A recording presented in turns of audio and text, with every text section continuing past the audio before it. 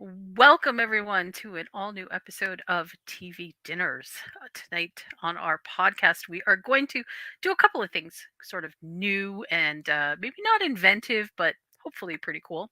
We're going to start out our show by talking about some things that are going on in streaming and TV news all around.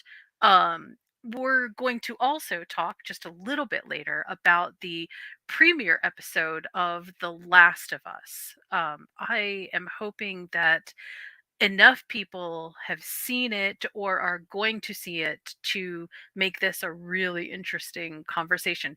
If you haven't seen it, I'll try not to do too many things that are spoilery, but be aware that I am going to be talking about the episode. And then we're going to finish up our podcast tonight by talking about some things that are coming soon, some things to look forward to this week, and maybe some interesting ideas to keep yourselves entertained. All right, so I'm going to start by saying it's been a pretty busy week in TV. We've had some sort of strange things going on. And if you don't know about them, that's okay. They're not like in the front of anybody's brain, but these things start to pile up after a while. There's been this long-standing feud.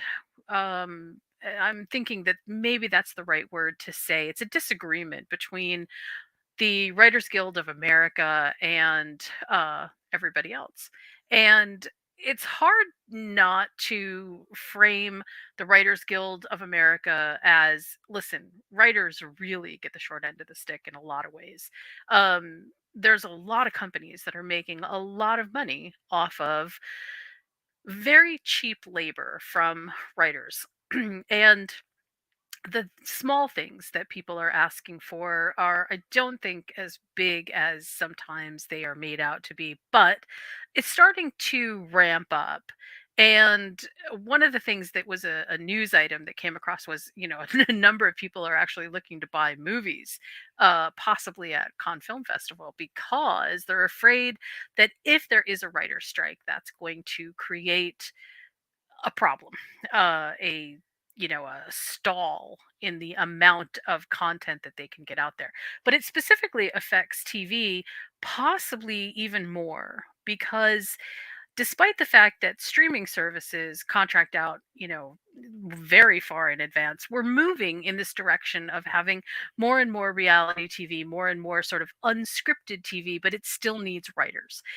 There still has to be people that basically, give the basic guidelines into things. And those unscripted TV shows still have to have direction. And then, of course, there are the serials and, things that kind of stay on air over a period of time. Without active writers, everything goes dark. Everything becomes season. Everything becomes sort of quiet. And this is a big deal. It's not something small. Now, the big streaming content providers probably won't suffer so much because, again, they contract out pretty far in advance. But that's been a pretty big buzz. So, kind of interesting. I heard that this week, Meryl Streep is going to be joining the series called Only Murders in the Building. This is going to be season 3 of that show. It's really funny. I feel like if you like Martin Short, you're gonna love this, because he's in it, but because it's got this certain style of humor that is just it's so fun, and it's really unique. And I don't know about you, but I would watch Meryl Streep in anything. She's so amazing. So that's another one. Let's see, what else do we have? We have a couple of interesting developments in sort of content. Again, HBO Max always leading the drama, with HBO Max saying, okay, we're all done with we're not going to do any more content cutting. Now we are specifically going to concentrate on new things. We're going to move forward.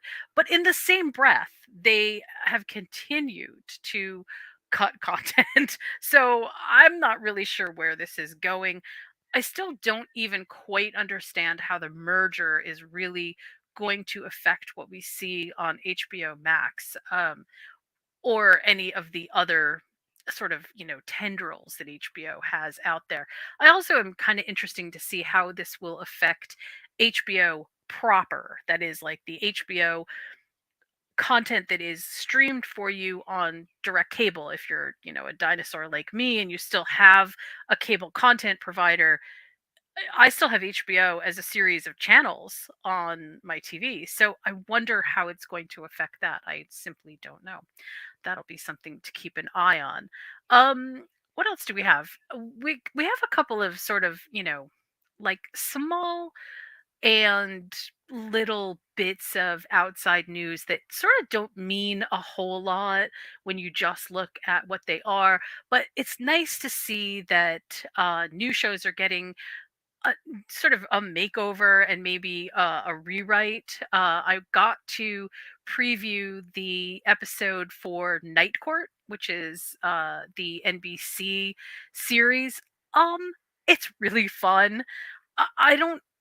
If you don't know, because maybe you're not old enough to remember Night Court, it was a serial, a sitcom, and it basically dealt with an overnight judge. So he shows up, he has his court, and all of the people who show up in Night Court are generally the people that, you know, they probably aren't your standard, hey, I'm showing up in court to get this or that because I need it. There are people that got arrested and want to get a bail hearing right away or whatever. Night Court sort of deals with that, and it was so fun. This series is really fun, and the makeover that they did was actually really cool. John Larroquette did a really awesome job, so I highly suggest that one. Little bits like that keep coming through, and you can really tell that our regular cable provider using network TV, they're trying to stay relevant. The Sci-Fi Channel recently renewed Chucky for a new season, so we'll get a season 3 out of that. That seemed like a no-brainer. That's got almost a cult following all by itself, but it continues to get more and more accolades. So that's, I think, again, just talking about standard network fare that usually makes its crossover into some streaming content provider. It's kind of good news because it means that there is still some interest in creating new shows. In sort of sad news, Snowpiercer, which has gone on for so long. And you would not be wrong if you didn't know the show Snowpiercer. If you only knew the movie and didn't even know that there was a series. But there is a series, and it was in development from TNT, and it went on for a couple seasons. It had Sean Bean in it in the later seasons. It is actually pretty good, but just before the finale season, the last season that they were going to make, for whatever reason, TNT decided to cut the cord. So we aren't going to get a finale of Snowpiercer. But I still stand by my original statement, which is yeah, there's a lot of good stuff that's happening in both network content and streaming content. So I'm kind of happy about that. I'm trying to think if there was anything super off the charts this week. Not particularly, although I will say that in my next sort of editorial piece about The Last of Us, that news is kind of big today. Apparently, The Last of Us scored the second biggest rating hit that HBO Max or HBO has ever seen, which is fairly amazing. And am, I think that this actually says something really interesting about the the the direction that HBO has gone in, what they saw in terms of, oh, hey, we have to cut all of this content in order to get our costs down. And then sort of what the pushback is on that, which is, look, you've got rating monsters on your hands here. All you have to do is capitalize on them. So I think there might be some more news coming out of HBO that will sort of push more content off into maybe some better directions. Um, Netflix, in a similar way, Netflix this week also, we learned, well, I shouldn't say we learned it this week, because I've known this for a long time, but not many people have known this, and it got a big round of publicity. Um, the show 1899, which was a big hit for a lot of people, was canceled uh, within like 2 or 3 months of it being aired, which seemed kind of strange, right? And then what the people who did this big publicity article about found out was that Netflix was basically saying, okay, a show is successful if a number of people over a certain threshold, which we don't know what it is, watch all the episodes of a series.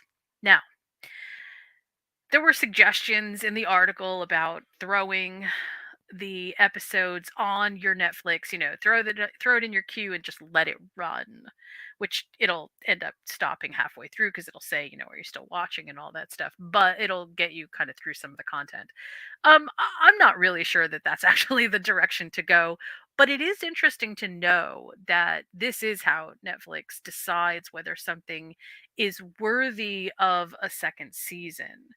They are watching specifically how many people are watching every single episode. And I don't quite understand what the metric is for the amount of time, because we don't sit down and binge shows typically unless we really have like set a weekend aside for it.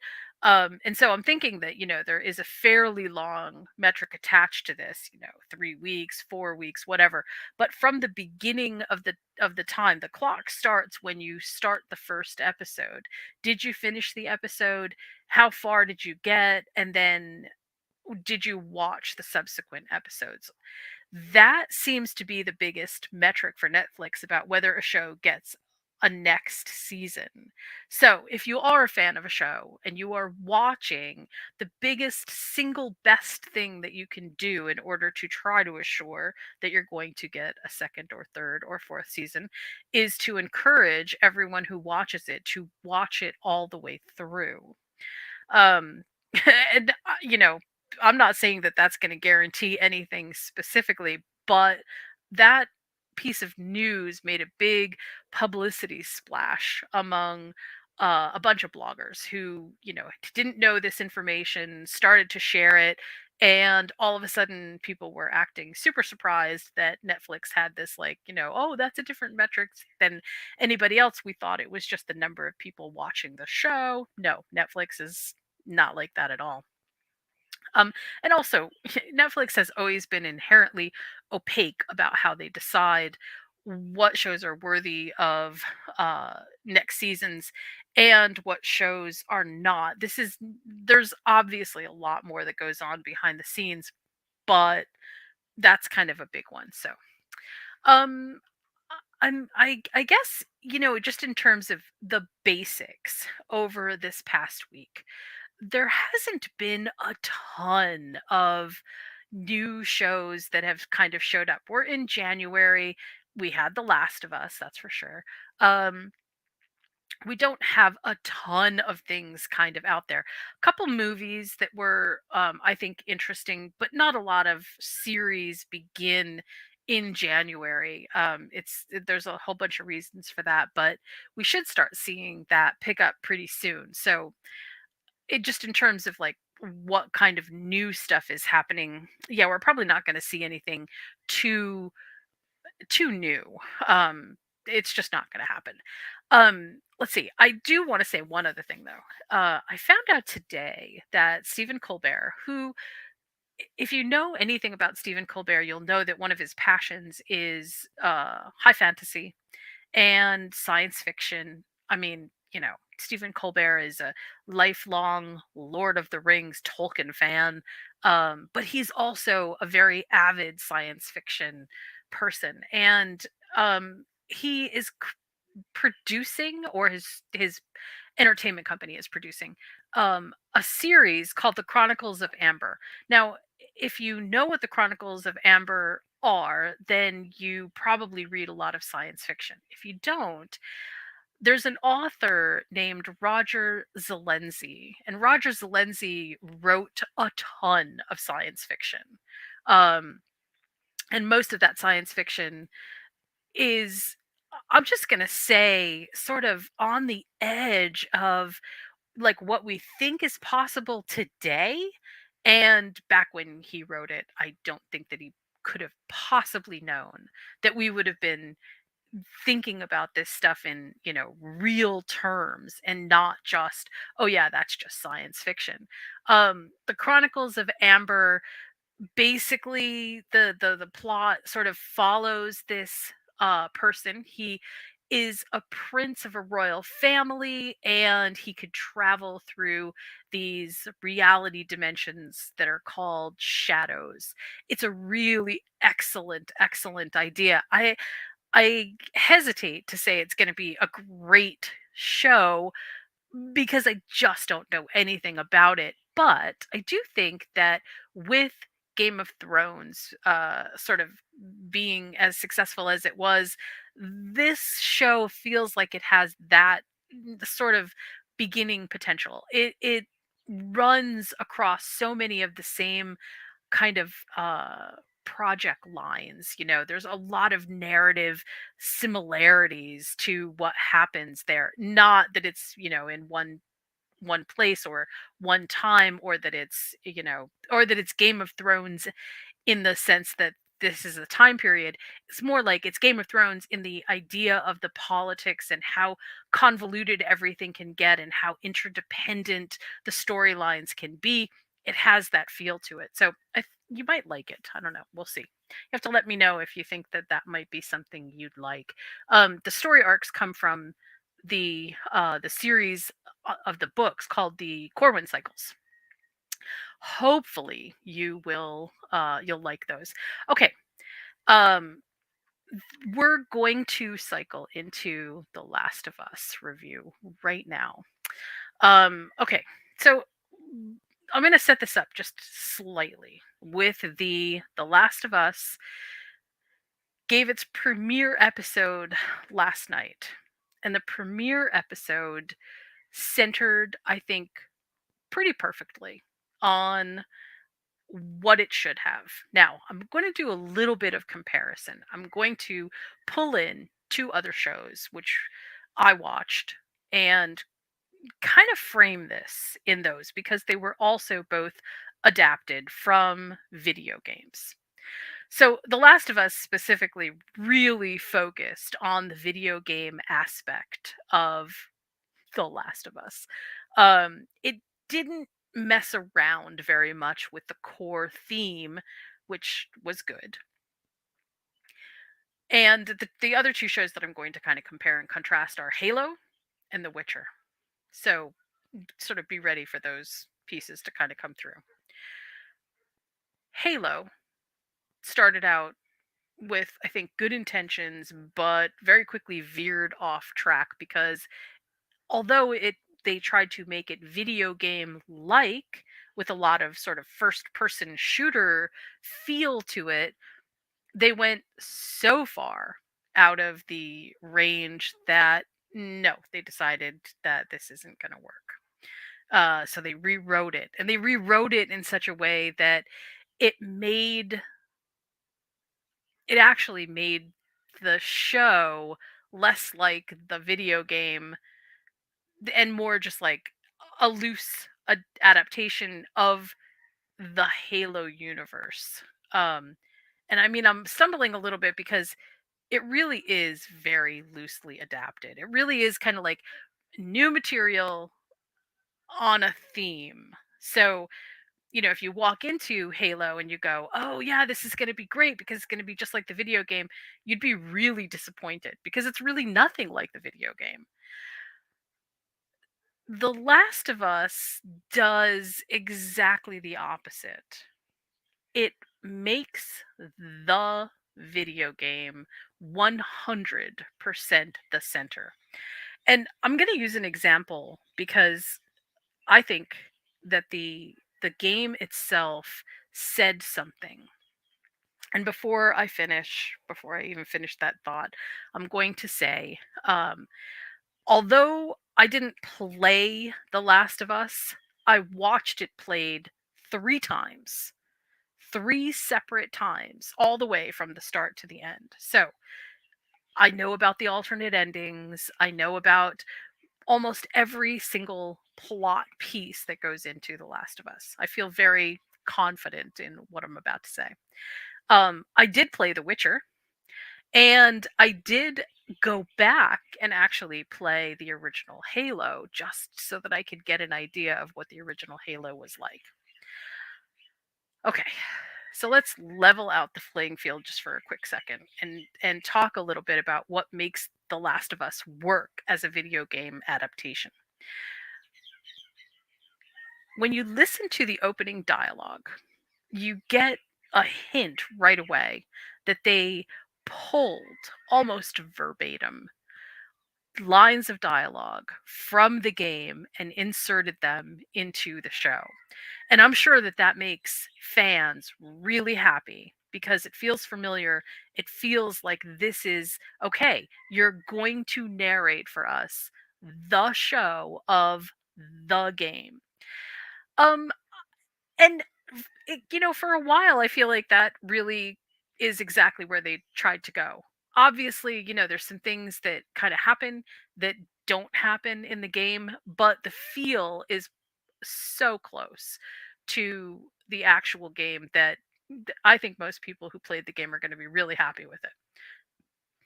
The things that did change, most of them didn't affect any of the outcome that that you need in order to set up that opening sequence. And I don't want to give a lot away because, again, I don't want to be too spoilery, but basically, we're trying to set up a situation where we understand what caused the apocalypse, and then and what the relationship was between Joel and his daughter and his brother.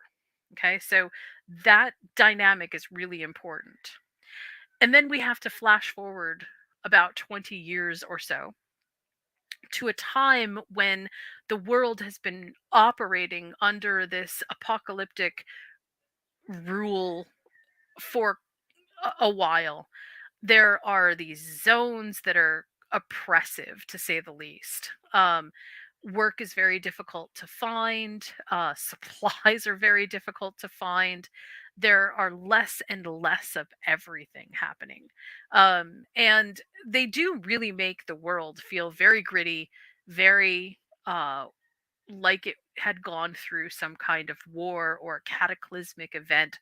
I did really like that. Everything feels like it is grungy and dirty and, you know, like nothing new is being created, which is kind of cool. I like that a lot. And again, the lines of dialogue continue to kind of roll along where you'll hear something that that you heard in the game, and it perfectly correlates with where you are in the show, which is, I think, not just fan service, but a tribute to the original and source material. I liked that a lot. Pedro Pascal plays Joel, and this is where I'm going to switch over to The Witcher and say, like Henry Cavill playing The Witcher, this was a perfect cast. Pedro Pascal is such a perfect Joel. Um, Not only is he sort of like everybody's dad. I mean, it's just so awesome what he's able to do on screen. He has exactly the right kind of, he feels a little bit grumpy. He feels like life has beaten him down. And, after you see the first sort of block of the show, you understand why life has beaten him down. Um, and you get the feeling that hope isn't exactly in big supply right now, but he continues on.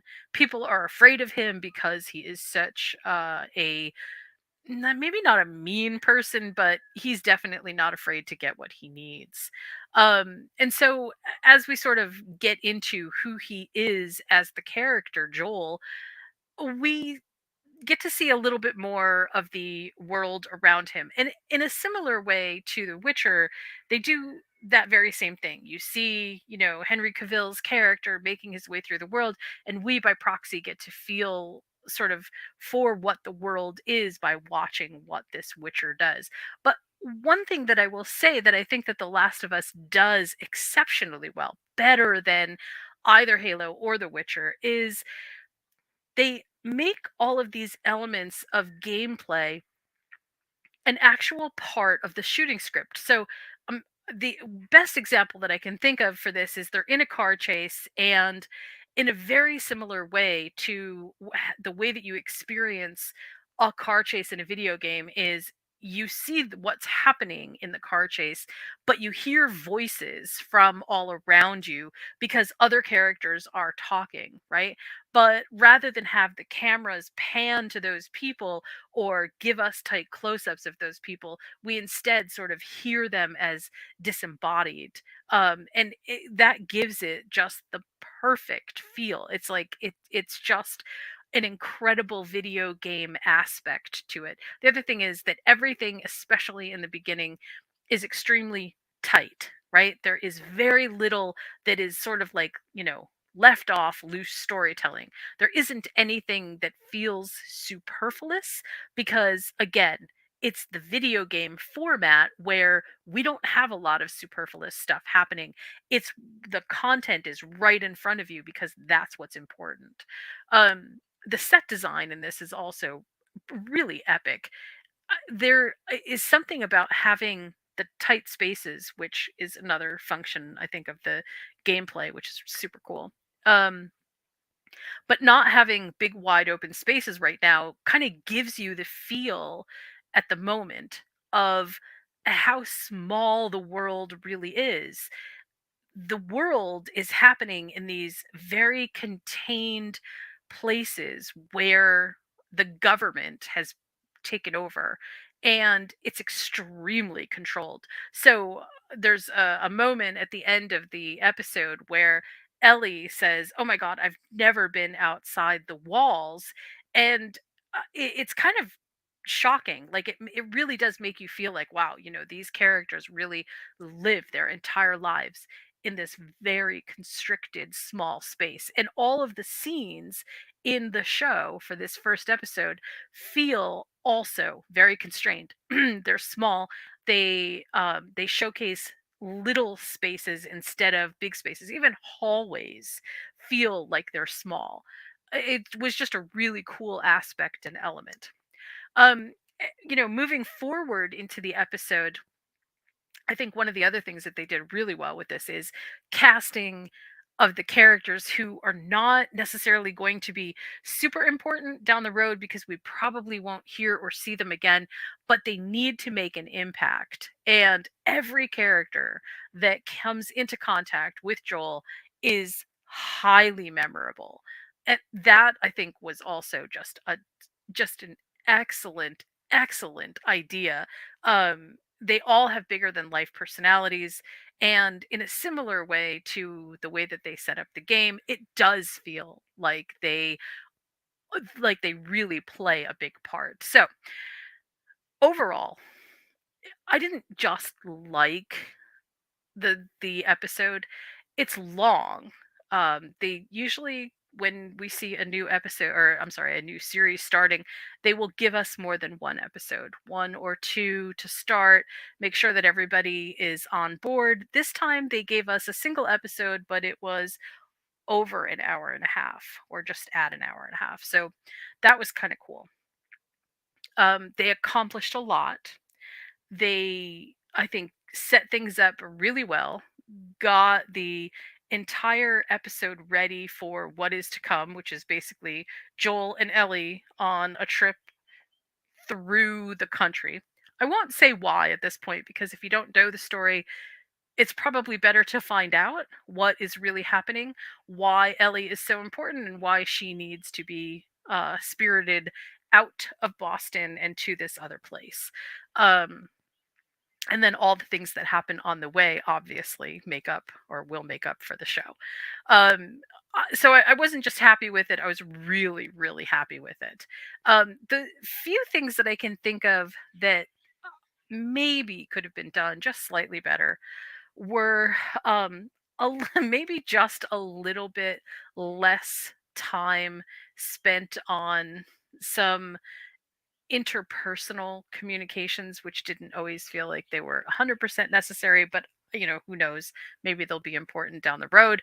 And also, maybe in this first episode, since we didn't get two episodes, setting Ellie up just a little bit better because as of right now, your experience with Ellie is, oh my God, she's just a spoiled kid and this is terrible. I mean, like, ugh.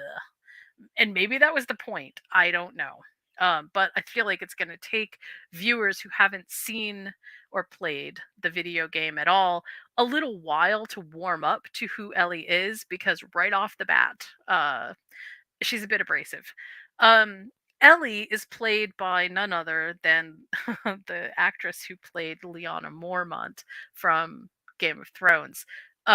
She's extremely talented, and I'll say, I was actually kind of surprised by the public sort of discourse and backlash about how Ellie from the show, The Last of Us, didn't look like Ellie from the video game. And silly because obviously she's not going to look the same. Um, I don't even think that it would be helpful at all to try to cast someone who looked like the video game visage. It just didn't make any sense at all.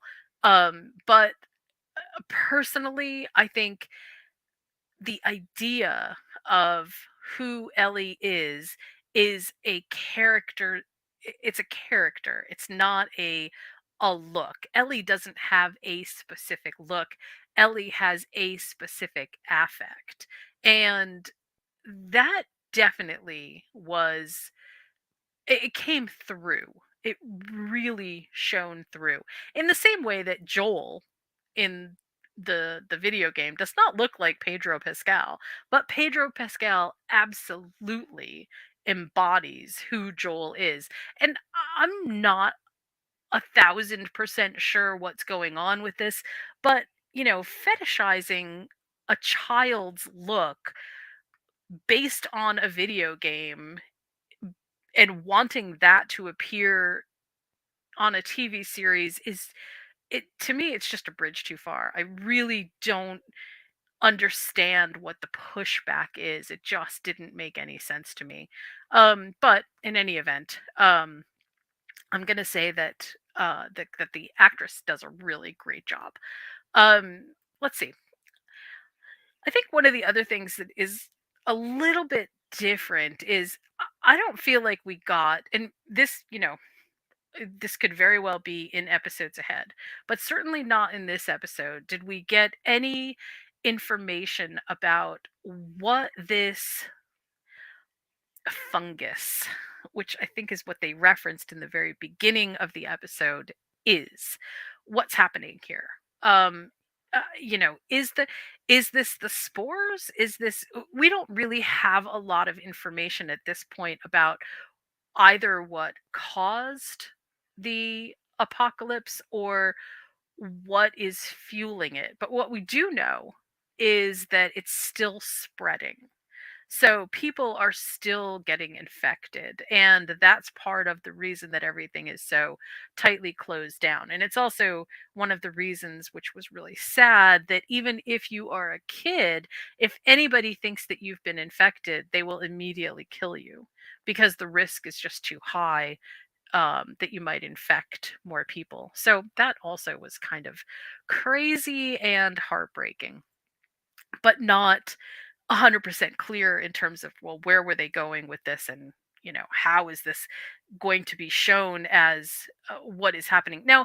I will say, this is the biggest thing that I saw today. Biggest thing I saw today was, okay, instead of making correlations like I was between Halo and The Witcher because both were video games, so was The Last of Us. I saw a lot of people making comparisons with The Last of Us and The Walking Dead. And let's talk about that for a second.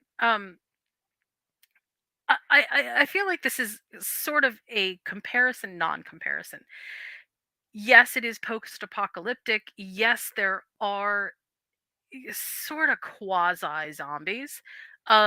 Yes, this is it has that same kind of like, oh, it's the end of the world feel. Where I think it sort of switches is The Walking Dead is about a group of people, right? And that cast of characters really changes over multiple seasons, multiple episodes, multiple stories if you're, looking at the graphic novels. Um and The Last of Us is really centered on Joel and Ellie. Now, things happen to Joel and Ellie as they are making their cross country trek, and they meet a lot of other people. But it really isn't, the show isn't about them. So, they probably wouldn't get recurring cast roles. This is really, think about it, I think, like The Stand, where, you have a group and you follow that group and they're traveling sort of across in order to create a goal. There is a goal, here's what it is. I don't want to say what it is, but here's the goal, this is what we're trying to do, and then all of these events happen in the meantime. That's kind of what The Last of Us shapes up to be. I also think one of the bigger parts of the difference between The Last of Us and The Walking Dead is The Walking Dead is incredibly down. Um, Down in terms of its tone, down in terms of its visuals, down in terms of its messaging. It's very pessimistic at the best of times. Even when we see something sort of good happening, something immediately comes along to balance that out and makes it, nope, nothing good can happen. The Last of Us is not quite that way, at least if they're going to follow the games. The Last of Us has a lot of messages. Of hope, survival, and ability, right? Everyone has abilities, everyone has specific skills that they can bring with them to survive the apocalypse. And that's a little bit different, I think, than um, most zombie apocalypse shows where it hardly ever feels like there's any amount of hope. I mean, Ellie herself is sort of a beacon of hope. So already with that, we have a slightly different tone and tenor. The other thing, which just personally, I think really changes The Last of Us, is this relationship between Joel and Ellie, which is, it doesn't start out being very good at all, but as things progress, there is a sense of, look, these two are together, and whether you like to frame it this way or not, the found family aspect of the story is pervasive. And in The Walking Dead, even though they have like found community, I never feel or never felt like they had the real found family aspect that didn't come across. I mean, yes, they were all there together. Um, yes, they did things together. Yes, they experienced things together, but there was so much backstabbing and so much sort of like, without, being too hard on The Walking Dead, it just never felt like it was very hopeful. It was good for what it was, but it just wasn't very hopeful. The Last of Us is not like that. The Last of Us is definitely inspiring, or it tries to be inspiring. Let's see, what else can we talk about with The Last of Us other than, I guess, toward the end of the episode, the one thing that I really wanted to call attention to was the fact that Joel is not taking on this responsibility because he, first of all, knows anything about Ellie or has any responsibility toward her. His responsibility is toward his brother, who he's trying to find. And he needs to sort of put some puzzle pieces together in terms of resources in order to make it happen so that he can go find his brother. So that's his driving force. That's the catalyst that puts him in the position of needing to take Ellie. Now, um sorry, my allergies are really kicking up here. As a result of that, we, I think, can really see that the relationship is it feels very much like there is a long way to go with it. And that felt really good because it gave me the expectation that they're going to take their time with all of this. We didn't end the episode with, Joel looking at Ellie and going, "Oh, this is exactly what I needed," or anything like that. I'm glad about that. I'm glad that they're taking their time. I'm glad that it doesn't feel like the story is rushed in any way.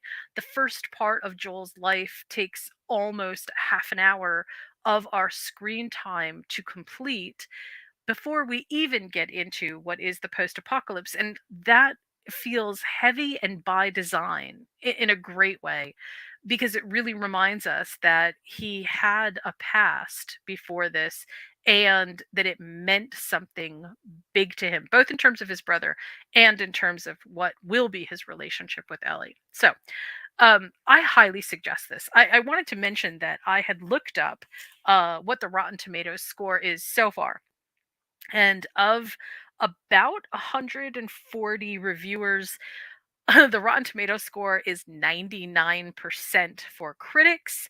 And there were over 1,400 viewer scores, and they had it at 96. So 99 and 96 is out of the gate pretty good. Um, Obviously, this is only the first episode. Um, we don't have a lot to fill in terms of how things will go from here. But if this maintains, this is, I think, really exceptional for a game crossover into a series. It hardly ever goes this way. So that's something to really, I think, be excited about. I want to end this segment by saying that, this is a really hard adaptation to make. Video game to series is extremely difficult. Fans are unforgiving in almost every sense of that word that you can apply it to. They don't like deviations from the script. Like I was saying before, they don't like deviations from the actors. They want as much authenticity to the experience that they experienced when they played the game that you can give them. And I think a lot of writers move in a direction of, we'll give you what you like, but give us the opportunity to create something narratively different, narratively something that we can explore and bring you down this road with us. And I feel like that has not met success hardly at all. Um, if fans are going to stay with something, then either you need to you need to present a compelling opening statement about why this is going to be so great and why you should stay tuned despite the fact that it's going to deviate from source material, or you have to explain to your fans why you are deviating from the source material. Now, I know that that should be through the narrative. The narrative should be able to explain why you are deviating from source material. But look, I don't think that most of us are experiencing entertainment in a nuanced enough way to be able to ascertain some of these like really small points. Now, The Last of Us does the job that I think the game sets out to do. And that's one way of doing it. But when we talk about both of the shows that I just talked about on either side of this, the Halo and the Witcher, the Halo experience is something completely different because it really is not source material at all. It is Halo in a way that is being explained in a completely different adaptation that doesn't really have anything to do with the Halo universe except for some of the places and names and basic understanding of what that world is. The Witcher does a slightly better job sticking with some of the video game, and of course, there are books involved too, but the adaptation that they have made really veers off into, okay, now we're working in completely different territory. We've set up alternate timelines. There is just so much to sort of absorb. And if you're a fan of a video game, you are looking for the clarity that is a video game. So if, God forbid, right now, we got a Mass Effect video game as a series, which would be crazy. Fans would be looking for a specific kind of experience. And I think writers that try to tackle this need to be aware not just that they want to tell a story, based on this. I'm all for telling a fan fiction adaptation of a story if it works, but you have to be upfront and clear with the fan base to say this is what we're going to do. In the case of The Last of Us, you don't that didn't need to be, because it really is a pretty straight adaptation so far. In the case of The Witcher, it's all over the map. I don't think it's too controversial to say that people are really confused by what The Witcher is. Not that it isn't enjoyable, and not that it isn't good entertainment, because it is. It's great entertainment, but it doesn't make sense to a fan who is either picking up a video game and going, well, where is, okay, yes, you have Geralt, and yes, you have some of these satellite characters, but what does this narrative have to do with any of this? This wasn't any quest that I went on. Um, or this wasn't any of the reading material that I had. All of these things are now completely different. How does this work? Or you have the other way, which is the Halo way, which is, okay, look, if you're going to watch the show, you're going to like, it's a military drama. And it's, heavy science fiction, but it's a heavy science fiction military drama. That's what it is. And it says Halo on it, but it really isn't exactly Halo. So, again, this is sort of something that I think we're going to be grappling with more and more, because we are getting more and more adaptations based on video games into series. And somehow we're going to have some coming to a consensus about how writers are dealing with either the backlash from the fans and being able to explain it, or realizing once you hit that writer's room, here's the expectations, and we have to be ready if we're going to deviate from what those expectations are. Let's not hold any writers hostage. That's definitely not the direction that I would go in, but I think we need to have a clearer, more concise conversation about what fans are expecting and how this sort of translates to the TV series medium. Because obviously, a video game is not a TV series, so you have a lot of work to do. But if The Last of Us is any indication of how you can do this, then I would say both The Witcher and Halo should pay attention to what's happening at The Last of Us and really concentrate on how that writing style has changed, at least my perception for sure, how people are reacting to that material, even framing it in light of the video game. So that's sort of my wrap up for The Last of Us. I had a great time watching the show. Really, really loved it. Um, I want to I want to talk about some stuff that's coming soon, but I also want to make sure that I leave just a tiny bit here to talk about how much food matters. I write the blog moviesandmeals.com. That also includes TV series though. And in The Last of Us, one of the things that is in the very beginning is a scene where Ellie goes over to her neighbor's home and they make cookies, And you wouldn't think that that would have like a lot of impact or anything, but it does. The cookies matter. The cookies matter because they set a kind of stage for how Ellie feels about her neighbors, how she feels about the cookies, how she behaves. I'm sorry, not Ellie, Joel's daughter. Um, it, I did totally didn't mean to say that. I feel like that was a Freudian slip. Um, anyway, it matters. The food matters. And this coming week, I want to do food from The Last of Us that is maybe a little bit pushing the boundaries. So be looking for that.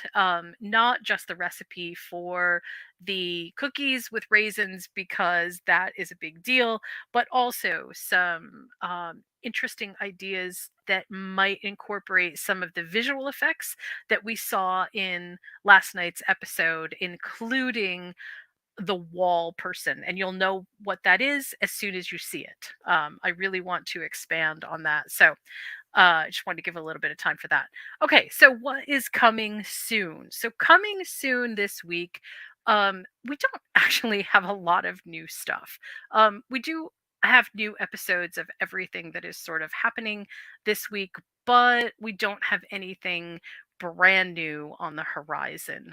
Um, there are some there are some interesting, I think, things coming soon to both Netflix and to Amazon Prime, but we're going to give that another week and we'll talk about it next week.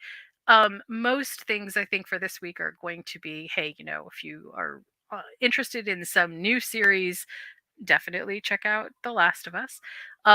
If you want to watch something that's a little bit different, I'm going to suggest that you watch. Well, okay, let's talk about first what else is on HBO Max. So my producer and I were just talking earlier at the front of the show about Velma. Um,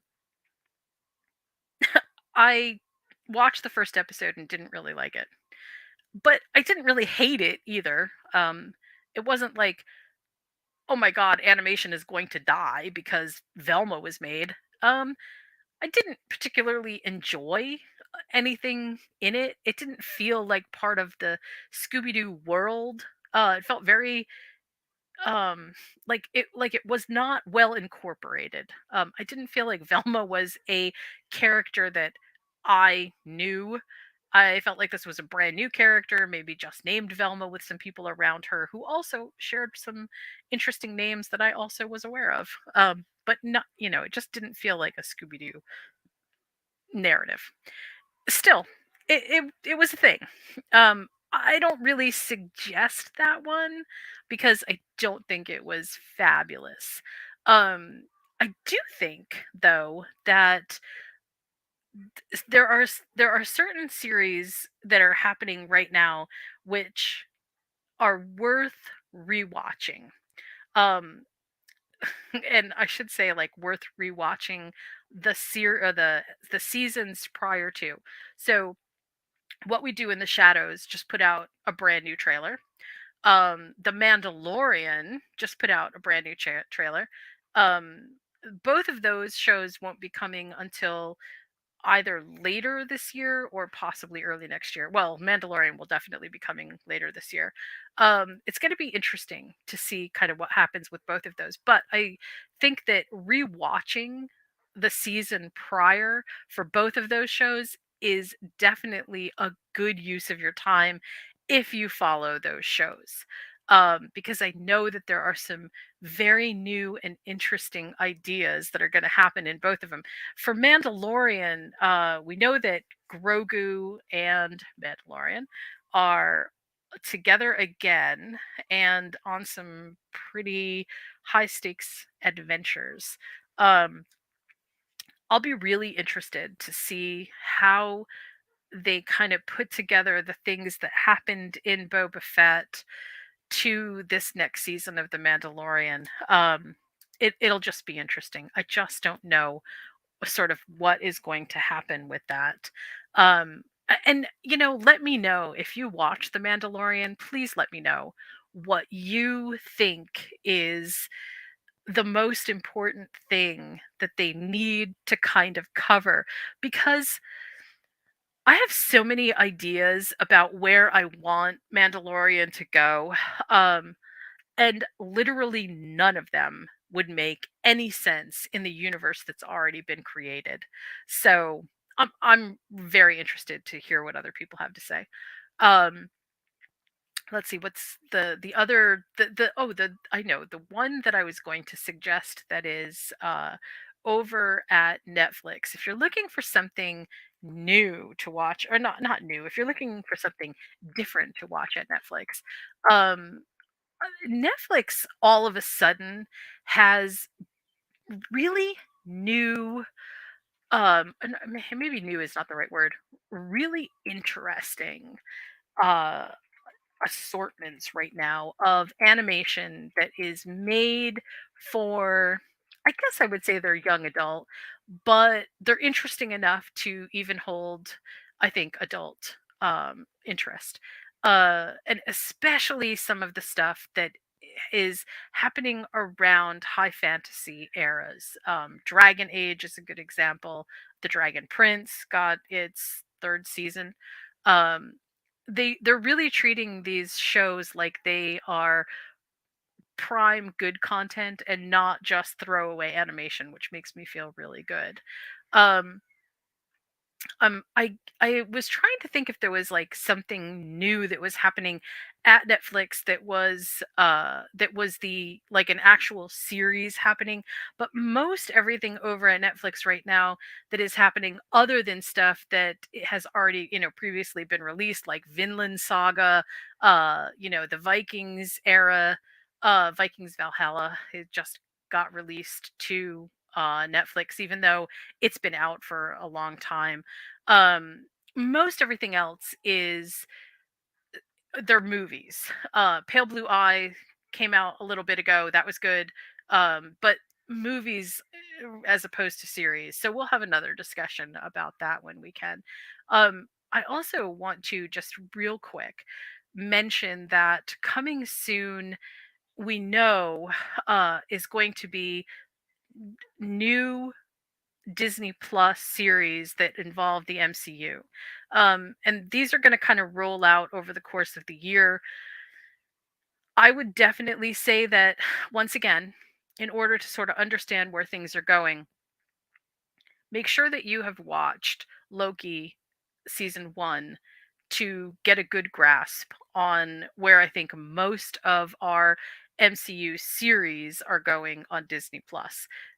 Almost everything has a tie-in with the multiverse at this point.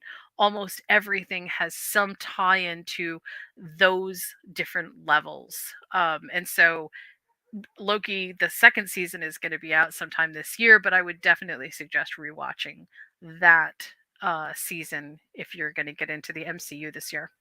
Okay, so that's sort of what's kind of coming soon. It wasn't quite as organized as I would have liked it to have been, just because there just isn't that much that's coming out this week. Usually there is a lot more. But I hope you had a good time. I thoroughly enjoyed talking about The Last of Us. Please let me know what you think, where you want the series to go, what you think has been done so far, what you're excited about, what you, maybe hate. I don't know. Tell me what you think about it. I will see you next week. Please join me over at moviesandmeals.com if you can, and join me tomorrow for our 10 to 1 podcast where we pick a topic and basically line up movies from 10 to 1 on that theme. We always come up with really cool movies. There's always a couple of surprises. Every now and then, my co host Josh and I have cross movies, which are always fun. And there's always interesting conversation and banter to be had about these movies. So join us this week. It's going to be unconventional romances.